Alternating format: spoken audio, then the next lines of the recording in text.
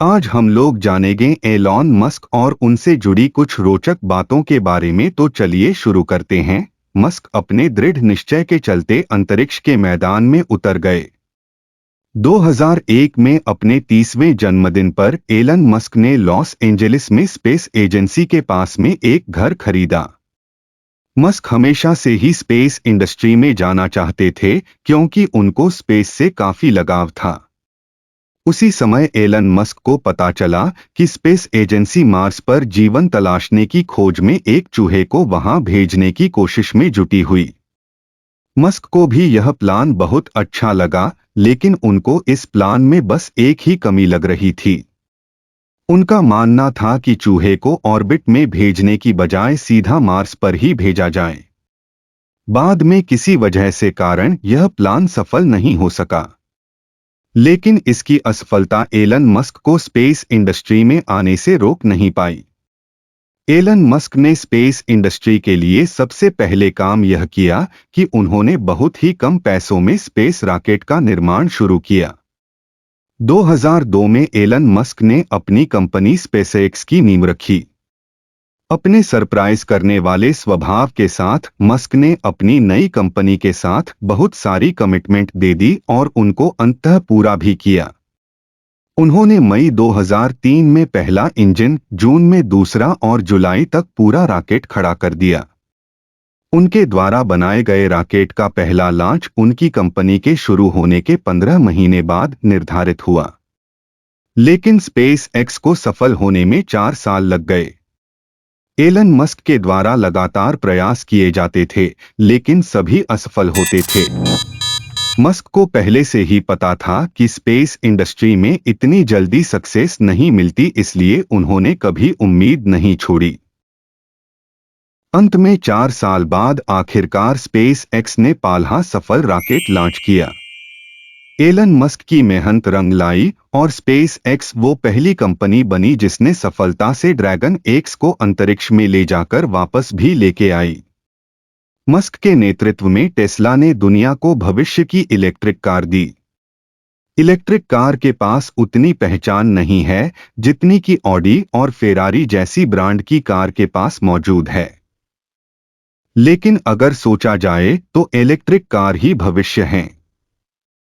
और इस भविष्य को सफल बनाने के लिए एलोन मस्क दिलो दिमाग से लगे हुए हैं।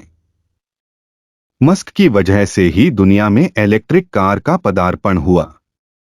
यह सब तब शुरू हुआ जब जेबी स्ट्राबेल, मार्टिन एबरहार्ड और मार्क तारपेनिंग लिथियम आयन बैटरी द्वारा संचालित इलेक्ट्रिक कारों पर काम कर रहे थे। 1 जुलाई 2003 को एबरहार्ड और टारपेनिंग ने टेस्ला मोटर्स की स्थापना की। बाद में स्ट्रोबेल शामिल हो गए। इन सभी लोगों के एक साथ आने का मकसद यही था कि एक ऐसी इलेक्ट्रिक कार बनाई जाए जो फेरारी से भी तेज हो। इन सब लोगों को इसके लिए पैसे की जरूरत थी, इसलिए सबसे पहले ये वेंचर कैपिटल्स के पास गए, परंतु वहां से इनको किसी प्रकार की मदद नहीं मिली। बाद में एलन मस्क ने $6.5 मिलियन का इन्वेस्टमेंट करके इनको मदद प्रदान की। साथ ही साथ मस्क कंपनी में शेयर होल्डर और कंपनी के चेयरमैन भी नियुक्त किए गए। मस्क का मानना था कि इलेक्ट्रिक कार के आधुनिक होने से वो और ज्यादा पॉपुलर हो जाएंगी और साथ ही साथ इनसे प्रदूषण का प्रकोप भी कम रहेगा। धीमी शुरुआत के बावजूद टेस्ला एक सफल कंपनी बनकर उभरी। 2012 में टेस्ला ने एस सेडान मॉडल लॉन्च किया जिसने की टेस्ला की तस्वीर बदल दी। निरंतर इंटरनेट एक्सेस और एक सेंसर के साथ आई इस कार में ड्राइवर को एक बटन को छूने के बिना इंजन शुरू करने की अनुमति थी। इसे कंप्यूटर विद व्हील्स के रूप में संदर्भित किया गया। 2012 के अंत में इस कार को कार ऑफ द ईयर का खिताब मिला। ग्राहकों ने इस कार को 100 में से 99 नंबर दिए। कई लोगों का मानना था कि ये अब तक की सबसे बेहतरीन कार है। ये मस्क के किए काफी बड़ी सफलता थी, लेकिन अगर हम एलन मस्क के दृढ़ निश्चय को देखें तो यह हमें काफी छोटी प्रतीत होगी। सोलर सिटी से लेकर टेस्ला तक मस्क की कंपनी यूनिफाइड हैं। एलन मस्क की लोकप्रियता लगातार बढ़ती गई क्योंकि अपनी तीनों ही कंपनी के द्वारा उन्होंने सिर्फ मानव जाति के अच्छे भविष्य के लिए ही काम किए। साथ ही साथ उनकी कंपनियों ने बहुत प्रॉफिट भी कमाया। चाहे वी टेस्ला हो, स्पेस एक्स या फिर X.com, सभी ने मार्केट में अपनी अलग छाप छोड़ी। मस्क का अगला उद्देश्य था कि वह सोलर इंडस्ट्री में अपना हाथ आजमाएं। लेकिन स्पेस एक्स के बाद उनके पास पैसे की थोड़ी कमी हो गई थी, इसलिए जब उनके भाई कुछ बिजनेस करना चाहते थे और उन्होंने मस्क से सलाह मांगी तो मस्क ने उन्हें सोलर इंडस्ट्री में जाने का सुझाव दिया। करीब 2 साल पूरी तरह जांचने के बाद मस्क के दोनों भाई सोलर इंडस्ट्री में गए। उस समय सोलर पैनल काफी मशहूर थे, लेकिन इनकी लागत बहुत महंगी पड़ती थी जिसके कारण लोग इससे दूर भागते थे। इसलिए उनके भाइयों ने लोगों की मजबूरी को समझा और उनके हिसाब से काम करना शुरू किया। इस काम में मस्क ने अपने भाइयों की काफी मदद की, इसलिए मस्क को सोलर सिटी नामक उस कंपनी का चेयरमैन भी बनाया गया। आगे चलकर यह कंपनी अमेरिका की सबसे बड़ी सोलर पैनल की कंपनी बनी। साथ ही साथ इस कंपनी का नाम अमेरिका की बड़ी कंपनियों के साथ शुमार होने लगा, जैसे कि वॉलमार्ट। 2014 में इस कंपनी की कीमत लगभग 7 बिलियन की हो गई। मस्क के सारे बिजनेस आपस में जुड़े हुए थे, जैसे कि सोलर सिटी जो सोलर पैनल बनाती थी वह टेस्ला के काम में आते थे और टेस्ला के द्वारा बनाया जाने वाली बैटरी सोलर सिटी के काम में आती थी। परंतु मस्क का खास उद्देश्य अभी भी अधूरा था। सोलर सिटी, कार और बैटरी बनाना तो मस्क के उद्देश्यों से काफी अलग था, लेकिन फिर भी वह सिर्फ अपने असली उद्देश्य को पाने के लिए इन सब चीजों को कर रहे थे। हाइपरलूप और बहुत से और प्रोजेक्ट के द्वारा मस्क ने एरोस्पेस और ऑटोमोबाइल इंडस्ट्री को और बढ़ावा दिया। मस्क के पास हमेशा से ही बहुत अलग प्लान हुआ करते थे। 2013 में उन्होंने हाइपरलूप को इंट्रोड्यूस किया। साथ ही साथ मस्क ने टेस्ला और स्पेस एक्स को और सुदृढ़ बनाने का फैसला किया।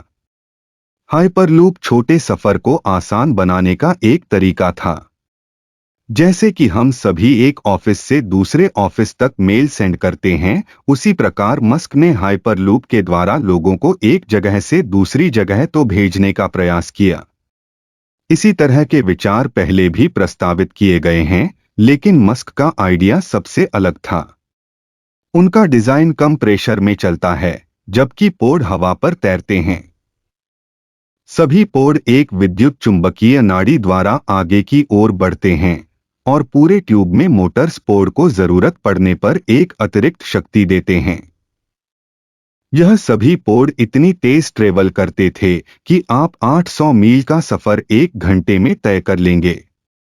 इसलिए लॉस एंजेलिस से सैन फ्रांसिस्को का सफर मात्र 30 मिनट का हो गया। हाइपरलूप के अलावा टेस्ला और स्पेस एक्स के लिए मस्क के दिमाग में और अलग प्लान थे। टेस्ला की मदद से 2015 में मस्क एक एसयूवी लॉन्च करना चाहते थे। उनके हिसाब से इस एसयूवी में वह सारे फीचर होंगी जो किसी $1 लाख में आने वाली एसयूवी में होते हैं। मस्क इस एसयूवी कीमत मात्र $35,000 रख रहे थे। हालांकि इस मॉडल को सड़कों तक लाते लाते मस्क को 2 साल लग गए और 2017 में टेस्ला के द्वारा यह मॉडल शोरूम पर पहुंचा। 2014 में मस्क ने दुनिया की सबसे बड़ी लिथियम आयन बैटरी के लिए गिगा फैक्ट्री बनाने की योजना की भी घोषणा की। यह मार्केट प्लेस में उपलब्ध बैटरियों को बढ़ाएगा, जो टेस्ला कारों को लंबी दूरी पर पहुंचाने के लिए रणनीति का एक महत्वपूर्ण हिस्सा था, यहां तक कि रिचार्जिंग स्टेशन तक पहुंच के बिना भी।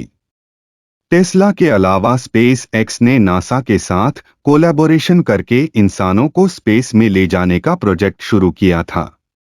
स्पेस एक्स ने सैटेलाइट पर भी काम करना शुरू किया और साथ ही साथ स्पेस एक्स की मदद से ही मस्क का सपना भी पूरा होता हुआ नजर आ रहा था। मस्क का सपना था कि वह मार्स पर जीवन की खोज करें।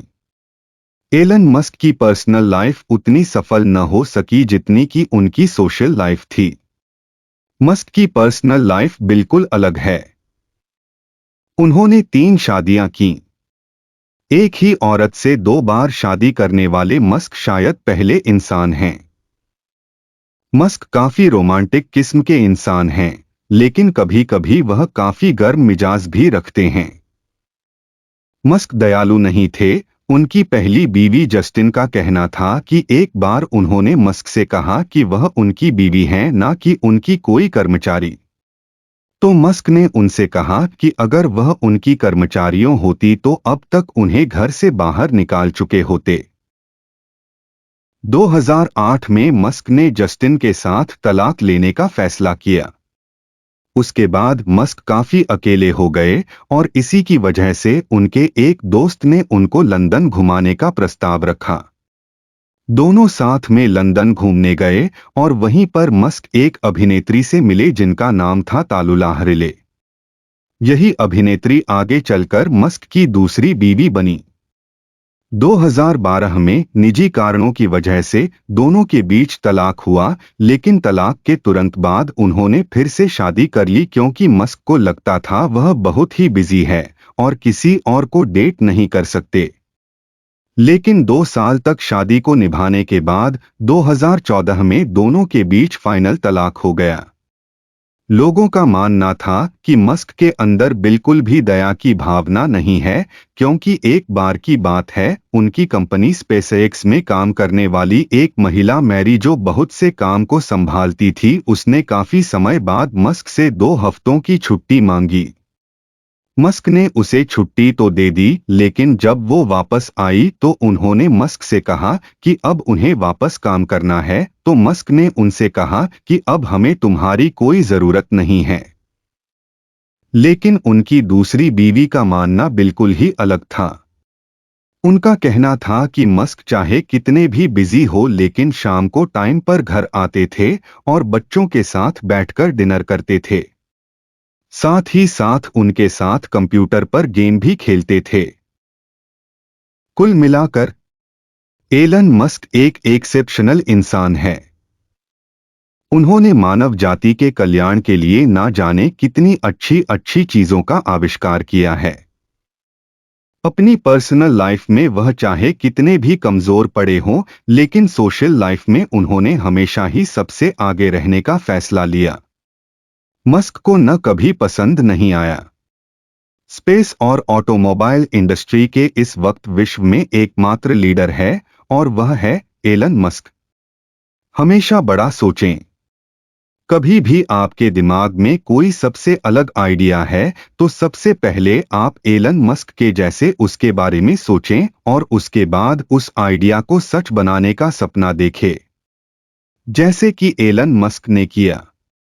उन्होंने पहले सोचा था कि वह चूहों को मार्स पर ले जाएंगे और एक ऐसी इलेक्ट्रिक कार बनाएंगे जो कि फेरारी से भी तेज दौड़ेगी, और उन्होंने ऐसा करके दिखाया।